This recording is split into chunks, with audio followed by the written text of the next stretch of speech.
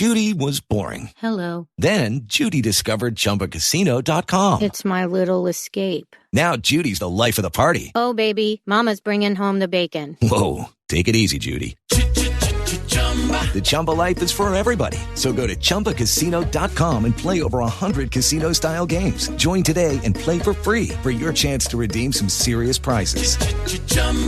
ChumbaCasino.com. No purchase necessary. Void where prohibited by law. 18 plus terms and conditions apply. See website for details. This is London. London calling in the home, overseas, and European services of the BBC and through United Nations Radio Mediterranean. And this is John Snagg speaking. Supreme Headquarters, Allied Expeditionary Force, have just issued communique number 1, and in a few seconds I will read it to you. Under the command of General Eisenhower, Allied naval forces, supported by strong air forces, began landing Allied armies this morning on the northern coast of France. I'll repeat that communique. Communique number 1. Under the command of General Eisenhower, Allied naval forces, supported by strong air forces, began landing Allied armies this morning on the northern coast of France.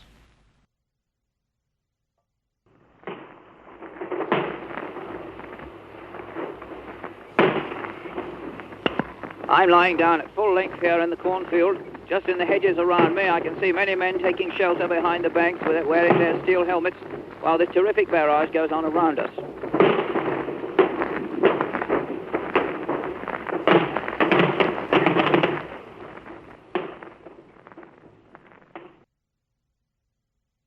To reach the palisade, I joined a column who were wading across a slough.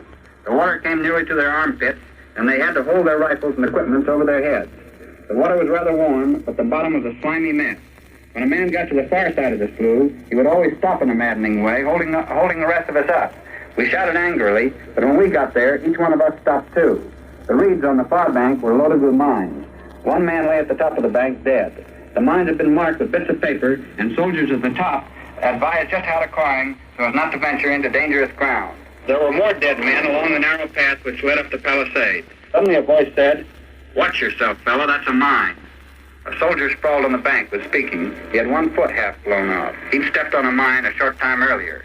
Now, while he waited for litter bearers, he was warning other soldiers about other mines in that vicinity. I took a last look at the greatest armada in history before going on the flat. It was too immense to describe. Those are the sounds 78 years ago today. D-Day. The Allied invasion of Europe began 78 years ago. Every year I try to play these bits of audio for perspective as we move further and further away from that day where so many men gave their lives storming ashore and climbing cliffs to liberate a continent and set a people free, and the horrors that would unfold over the next year as they found more and more devastation, the concentration camps, and more. But on that day, this day, 78 years ago, these men did something that men since have not been asked to do. On the 40th anniversary of D-Day, one of the most famous speeches about D-Day ever given by this guy. We're here to mark that day in history when the Allied armies joined in battle to reclaim this continent to liberty. For 4 long years, much of Europe had been under a terrible shadow. Free nations had fallen. Jews cried out in the camps. Millions cried out for liberation. Europe was enslaved and the world prayed for its rescue. Here in Normandy, the rescue began. Here the Allies stood and fought against tyranny in a giant undertaking unparalleled in human history. We stand on a lonely, windswept point on the northern shore of France. The air is soft, but 40 years ago at this moment, the air was dense with smoke and the cries of men and the air was filled with the crack of rifle fire and the roar of cannon. At dawn on the morning of the 6th of June, 1944, 225 Rangers jumped off the British landing craft and ran to the bottom of these cliffs. Their mission was one of the most difficult and daring of the invasion: to climb these sheer and desolate cliffs and take out the enemy guns. The Allies had been told that some of the mightiest of these guns were here, and they would be trained on the beaches to stop the Allied advance. The Rangers looked up and saw the enemy soldiers at the edge of the cliffs shooting down at them with machine guns and throwing grenades, and the American Rangers began to climb. They shot rope ladders over the face of these cliffs and began to pull themselves up. When one Ranger fell, another would take his place. When one rope was cut, a Ranger would grab another and begin his climb again. They climbed, shot back, and held their footing. Soon, one by one, the Rangers pulled themselves over the top, and in seizing the firm land at the top of these cliffs, they began to seize back the continent of Europe. 225 came here. After 2 days of fighting, only 90 could still bear arms. And behind me is a memorial that symbolizes the Ranger daggers that were thrust into the top of these cliffs. And before me are the men who put them there. These are the boys of Pointe du Hope.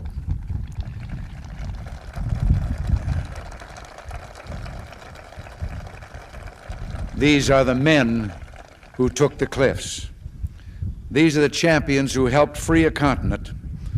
And these are the heroes who helped end a war.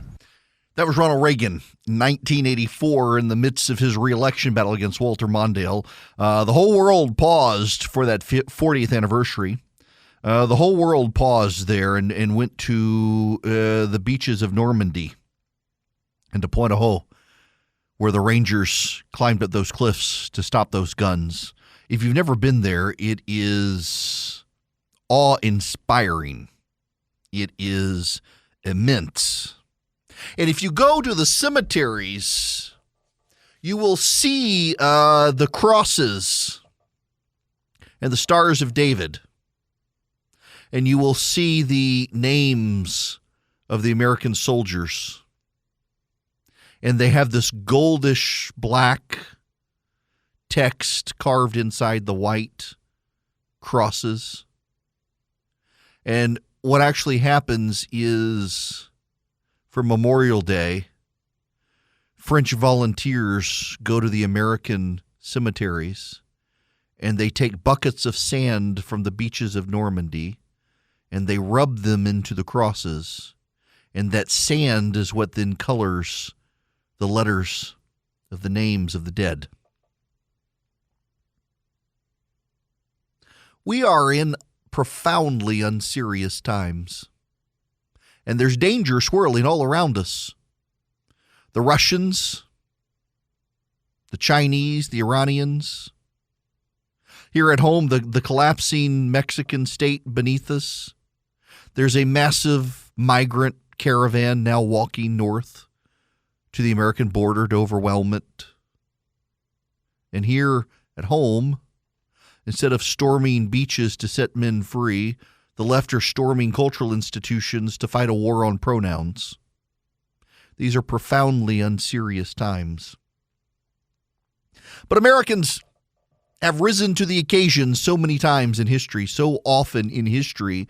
The boys who became men 78 years ago today, storming the beaches of Normandy, they huddled on boats, the H-boats. Some of them stopped offshore too far with their backpacks on and their gear, stormed off the boats, and sank to their deaths. Some were able to get out of their backpacks and gear to get ashore and be shot in the head.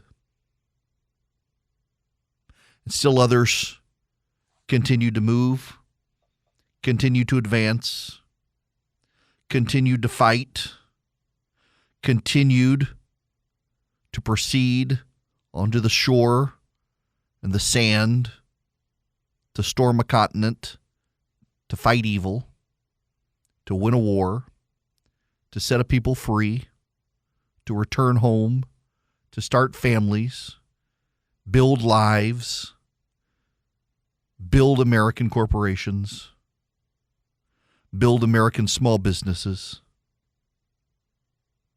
and become the greatest generation. It was a remarkable turn of events.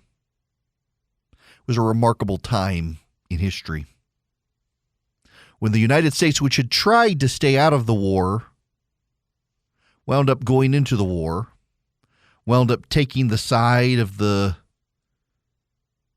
Allied powers. This is London. Hit the wrong button. My apologies. And that was the first announcement, released by the BBC before released by American Wire Services, picked up thereafter. This is some of the sound from the beach that day. Alan Melville, one of the reporters embedded. This is Alan Melville, Dispatch 13, 2100 hours, 6th of June, from the beach west of Ouistreham. The paratroops are landing. They're landing all around me as I speak. They've come in from the sea, and they're fluttering down, red, white, and blue parachutes fluttering down, and they're just about the best thing that we've seen for a good many hours. They're showering in, there's no other word for it, pouring in threes and fours, and they're fluttering down in perfect formation, just the way we've seen it on the newsreels, the way we've seen it done in exercises, and here they're doing it the real thing, and believe me, they haven't come any too late. There'll be a very unpleasant surprise to the enemy, who's fighting. I can still see the signs of a typical Panzer battle. You can hear the aircraft roaring over me, I expect, as I speak. I can still see the signs of a typical Panzer battle being raged on the slightly high ground just about 3 or 4 miles ahead of me. And these paratroops are coming down between where I'm speaking, which is just above the sand dunes. Down they come. They're being attacked pretty harshly, as you'll hear, but they're landing in great force between the sand dunes, between the beach area and the battle. A lot of them died in the air as they were falling out of the sky in their parachutes. Their bodies hit the ground, already gone to heaven. But they did it. And they did it in a huge way. If you know General Patton, Hitler was convinced that Patton would be the one to lead D-Day. So they kept Patton in Britain planning an expeditionary force, and they leaked. They allowed it to be leaked where Patton was going to storm the beaches, and a lot of the Nazi forces wound up going there. It was a great surprise when they came storming ashore in Normandy, not where they were expected by the Nazis. They had fortifications there, but not nearly as many as they did, and it was a rousing success. By the end of the day, the beach had been secured. Within months, Paris taken, France liberated, the Nazis on the move, and within a year, Hitler dead. They don't make them like that anymore, at least that's what we say, except we haven't had the need to rise to the occasion, and I do wonder if we're capable. There's a great pessimism in the country now. Could we rise to this occasion again? Could we rise to something like this? I always think don't bet against the American public. We can fight the way we fight now. We can decide that each of us is the other's enemy instead of neighbor because we're in unserious times. Serious times are coming again. And I suspect we'll meet the occasion, maybe not in the way that you or I first suspect, but I think we will. We always have. I think we will. There's something about us, this people, this nation, that dazzles and surprises. We give up hope. We despair. We think we never could. And you know, by the way, this time in World War II, people were saying the same things, that World War I had come and gone, and we weren't as fully invested in it as Europe was, and people said, there's no way we could do something like that. There's no way Americans could engage like the Europeans engaged, and yet we did in World War II. We go through these periods of self-doubt, and then the moment arrives, and we arise. 78 years ago today, boys who had dreams, who wanted to start families, who just wanted to live their American dream, instead stormed into hell so that all of us can have a better future. And it's worth pausing and remembering that anniversary now. There are a lot of options out there. If you're a self-starter and you want to invest on your own, it can be really confusing. And I'm delighted to tell you about SoFi because that's who I use, and now I've got them as an advertiser. If you're a SoFi user, my gosh, you get all sorts of options, great research. You get the ability to invest in stocks, EFTs, crypto, plan out your retirement. More importantly, you got people you can call on. I mean, for example, I can use SoFi to buy stocks and EFTs and do the deep dive research if I need to and get complimentary financial planners ready to help answer questions. You can too, whether you're stuck on where to start or need help deciding what to do next. You can even save for retirement with traditional Roth and SEP IRAs. They have so many options. If you're into crypto, you can also explore crypto. They've got 30 available coins: Bitcoin, Ethereum, Cardano, Solana, Dogecoin, and so much more.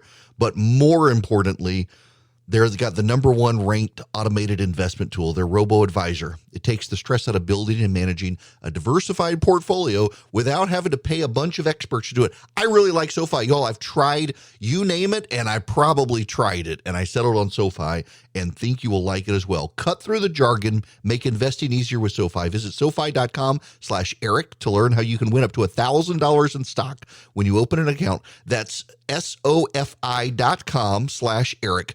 Brokerage and active investing products offered through SoFi Securities LLC, member FINRA SIPC. Hello there. It is Eric Erickson here. The phone number is 877-973-7425. Gosh, it's good to be back with you guys. Okay, we got to get back to the news and politics. Collingford Mattis and Uroj Raman. They were accused of throwing a Molotov cocktail into a police car in New York City. They were facing domestic terrorism charges and 30 years in jail, according to Jonathan Turley. But Merrick Garland, the Attorney General, has agreed to a plea agreement that will only result in a couple of years of jail time and reduces their earlier plea agreement from a more serious offense. The plea deal by the Justice Department is a breathtaking reduction in the charges and expected sentencing of the two lawyers. Now, earlier, Judge Margot Brody upheld a $250,000 bail determination by a U.S. magistrate judge. Prosecutors presented evidence the two attorneys were trying to distribute Molotov cocktails and suggested that Mattis didn't appear rational. The U.S. Court of Appeals for the Second Circuit reversed Judge Brody, and two attorneys were sent back to jail. Raman's bail was paid for by a friend and a fellow lawyer who served in the Defense and State Departments of the Obama administration. They pleaded guilty to one count of possessing and making an explosive device, which carries a maximum sentence of 10 years in prison. But there was evidence they had a car full of Molotov cocktails they were trying to pass out to rioters after the George Floyd riots. They firebombed a police car, and Merrick Garland and the Justice Department have reduced them to a mere slap on the wrist. They will be permanently disbarred, however. They were targeting police officers. Now, this is a problem.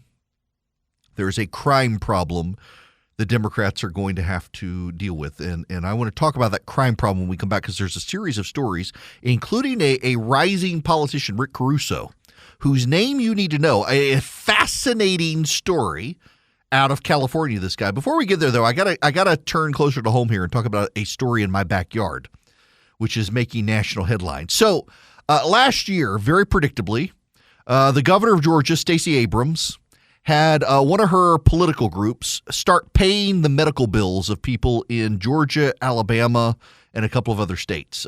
86,000 Georgians got their medical bills paid for by Stacey Abrams' political group. Democrats were praising her. Republicans were like, well, that's smart politics. Surely she's going to use it in an ad. Sure enough, Stacey Abrams turned it into a campaign ad. It's featured prominently on her website. She paid the medical bills of 86,000 Georgians who couldn't afford medicine. Now we need Obamacare in Georgia. smart politics? Well, the Republicans have turned the tables.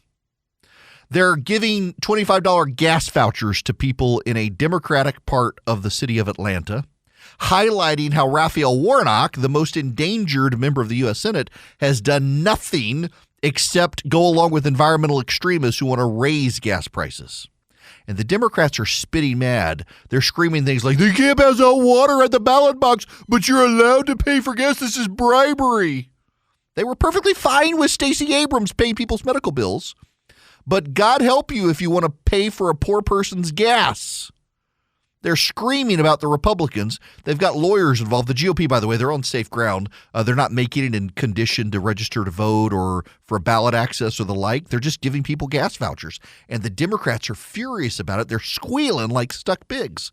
That's kind of what they are. They're toast in November because of this stuff, Raphael Warnock included, and their screaming shows it. Confession.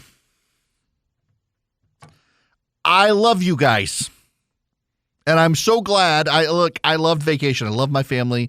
I had a great time on vacation. We really enjoyed it. We actually enjoyed each other's company. We want to go back out of town at some point soon, and just hang out again together. We had a lot of fun.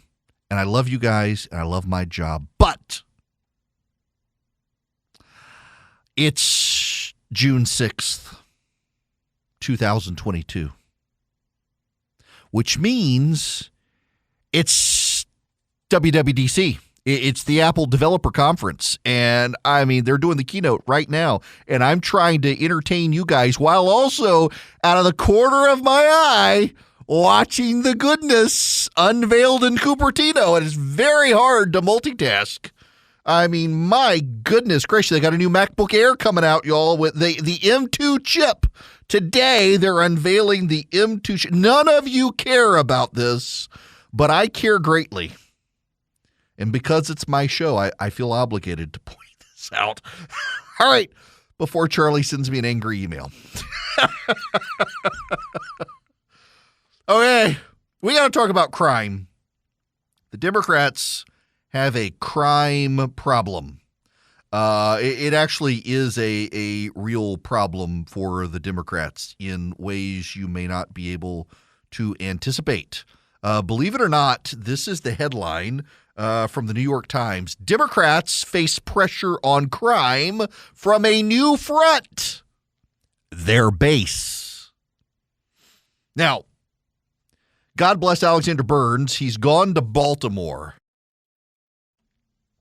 A crowd of several hundred voters listened closely as Wes Moore, a Democratic candidate for governor of Maryland, unspooled the soaring peroration about bringing a spirit of unity to state government.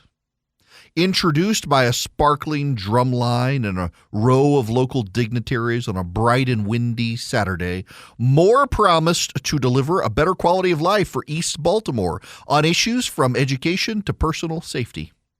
Listening from across a small park was Teresa Armwood, a resident of the neighborhood. Armwood, 75, said she liked Moore's tone overall, but had not yet picked a favorite from the throng of Democrats seeking to lead the state. One subject was foremost on her mind: crime. Gesturing to a block of low-rise brick homes a short distance from Moore's bandstand, Armwood traced what she described as a perilous journey from her door to the nearest mass transit. I walk from over there to the bus stop, and from the bus stop back over there, and hope I get that far, she said. In Democratic strongholds like Maryland, a rise in violent crime has pushed the party's candidates to address the issue of public safety in newly urgent terms. Even before the recent mass shootings in Buffalo, New York, and Uvalde, Texas, reignited the debate over gun control, day-to-day gun crimes and other acts of violence were rattling the American electorate. Notice the framing there, that it's the gun crimes, not the criminals. Long seen as a political wedge for Republicans to use against Democrats, crime is increasingly a subject of concern within the Democratic Party and the big cities that make up much of its political base. And from Baltimore and Atlanta in the east to San Francisco and Seattle in the west, the candidates and elected officials pushing the party to address crime more aggressively are largely people of color. Candidates are motivated not mainly by fear of Republican attacks, but rather by mounting outcry from Black, Hispanic, and Asian American communities bearing the brunt of the national crime wave. Oh, it is becoming a problem. In San Francisco, Democrats appear like they're going to recall Chelsea Bowden or whatever his name is, Chiza, whatever his name is. He's the George Soros-funded district attorney in San Francisco. The crime wave there is so out of control, they're looking at recalling the DA. Literally, there are organized smash and grabs in San Francisco. Have you ever seen the video of these? People show up like they get together on a messaging app on social media, and they say, hey, we're going to smash the windows of the Gucci. And everybody shows up. Hundreds of people will show up, and they pilfer the place. They rob the place.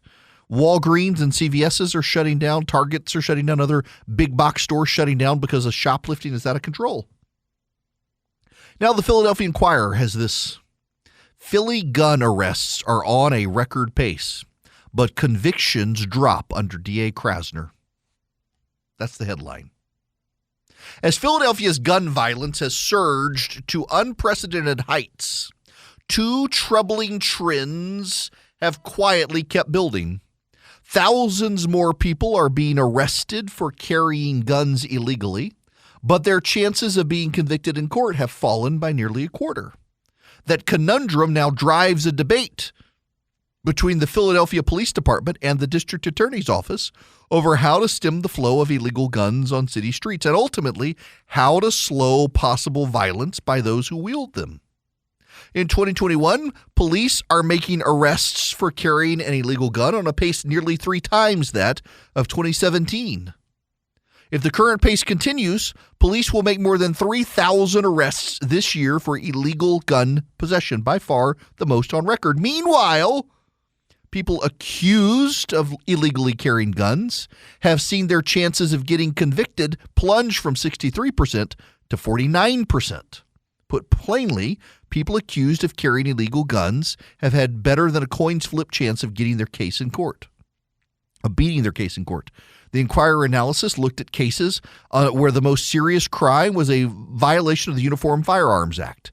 Nonviolent offenses that can range from carrying an unlicensed weapon, a misdemeanor, to being barred from possession of a firearm due to a previous conviction. Police have long considered the violation of the Uniform Firearms Act arrests essential to reducing crime because they take weapons out of the hands of people who later might use them. Police Commissioner Danielle Outlaw. Oh, that's a heck of a name, isn't it? The police commissioner's last name is Outlaw. Police Commissioner Danielle Jesse James Outlaw said Philadelphia's criminal justice system has become a revolving door for repeat gun offenders. Although she declined to single out District Attorney Larry Krasner, her top partner in law enforcement, Outlaw echoed a point that the Philadelphia Inquirer analysis revealed. The conviction rate for being caught with an illegal gun dropped after the DA was sworn in 2018. Krasner attributes the drop in convictions in part to police submitting weaker evidence or cases being thrown out by judges because witnesses don't show up. Despite the drop in convictions, most people arrested solely for gun possession have not been rearrested for new gun crimes. Krasner, you should know, is considered very soft on crime. He defeated a recall effort, but is not well liked and is considered to be very weak on crime. Crime has gone up while he's there. He's another Soros-funded DA. The DA in Los Angeles looks like they may be recalled, as in San Francisco, both of them Soros-funded DAs. George Soros decided to push progressives who thought differently about crime, and in San Francisco in particular, they decided to stop prosecuting non-white people because of their hardship and systemic racism in society. Remember the subway shooter in New York? You notice, by the way, notice how even the New York Times story mentioning gun violence mentioned Buffalo, New York, and Uvalde, Texas. There was a mass shooting in Oklahoma last week. There was a mass shooting in Oklahoma. A man went out in Tulsa, Oklahoma. We have our affiliate KRMG there.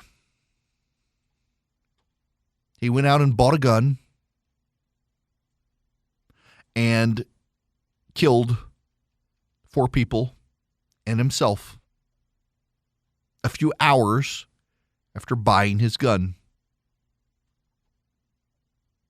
Notice that's not coming up in the conversations. They keep bringing up Buffalo and Uvalde. They don't bring up the Tulsa one. Well, I had to start wondering what was up with Tulsa.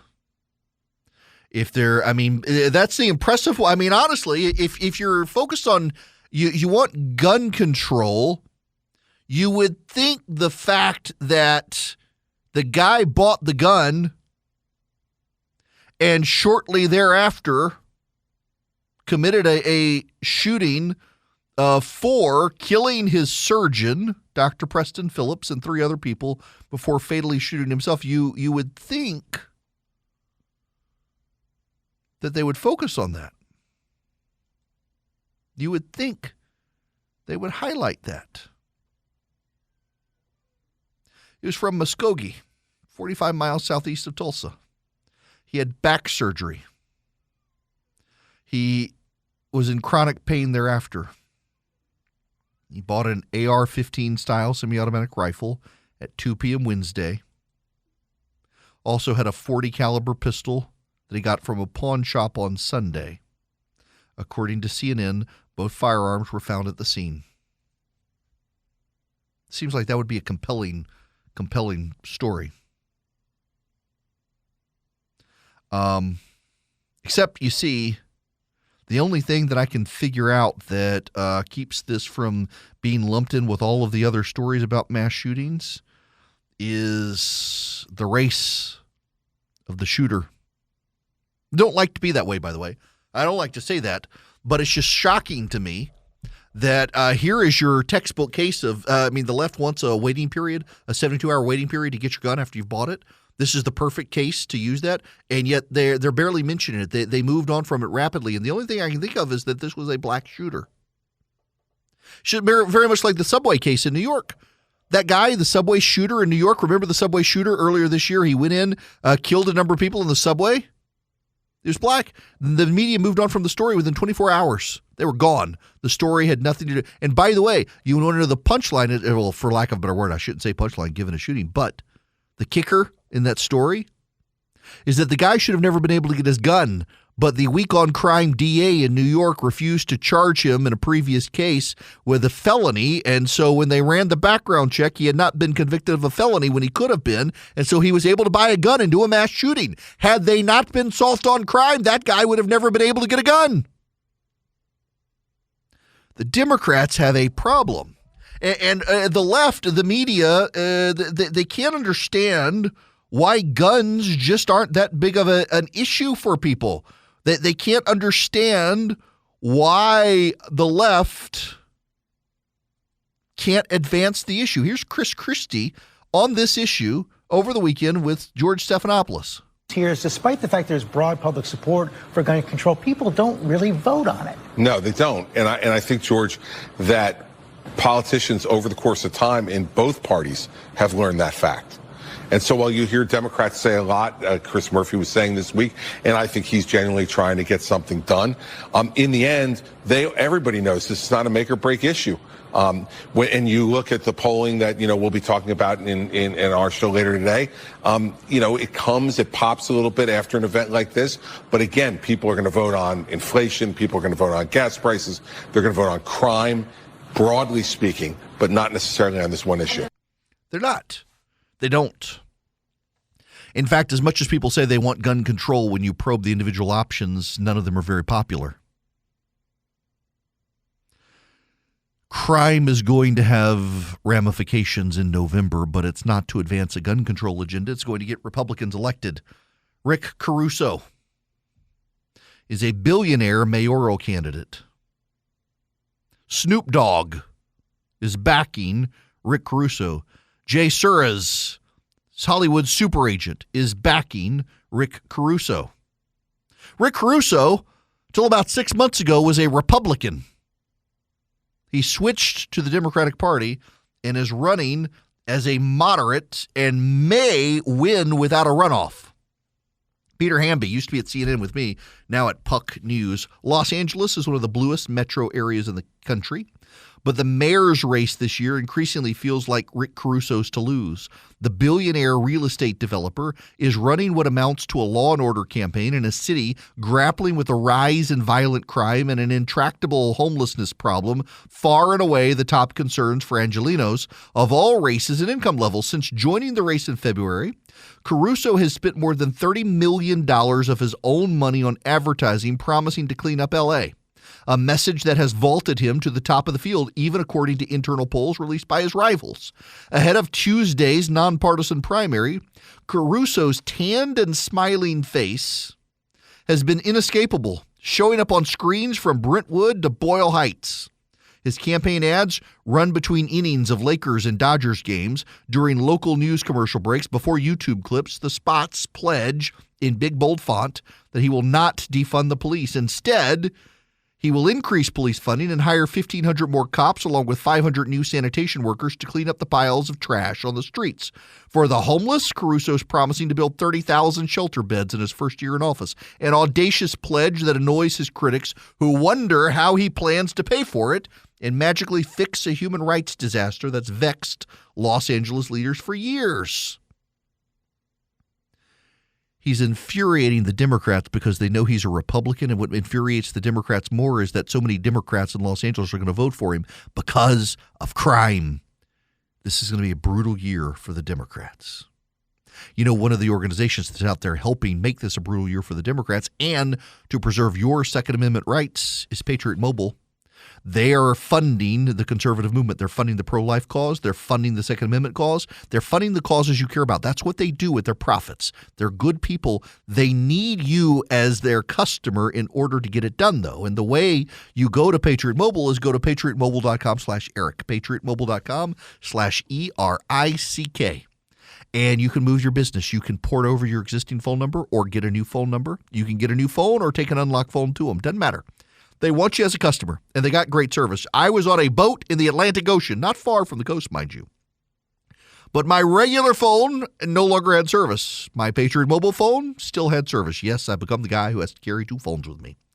But the Patriot Mobile one, it had good service. It had good service all over Hilton Head. It's got it all over rural Georgia. It's got great service. And you can get it with free activation by using my name at patriotmobile.com/Eric, ERICK. Or you could call them. If you don't want to do it over the internet, call them. They have 100% U.S.-based customer service. 972-PATRIOT is their phone number. Tell them I sent you. Get free activation, get great discounts with them as well, and fund the conservative movement with helping them generate profits. patriotmobile.com/Eric. Hi there. I have a recommendation if you have Netflix. You got to have Netflix for this. It is hands down one of my favorite television shows ever. My wife just rolls her eyes. Somebody Feed Phil. It is back, I think, for the 5th season. So Phil Rosenthal is the co-creator of Everybody Loves Raymond. And he has a wonderful sense of humor and just seems like a delightful person. His wife was, the police officer brother's girlfriend. And Everybody Loves Raymond. Raymond's parents were modeled on Phil Rosenthal's parents.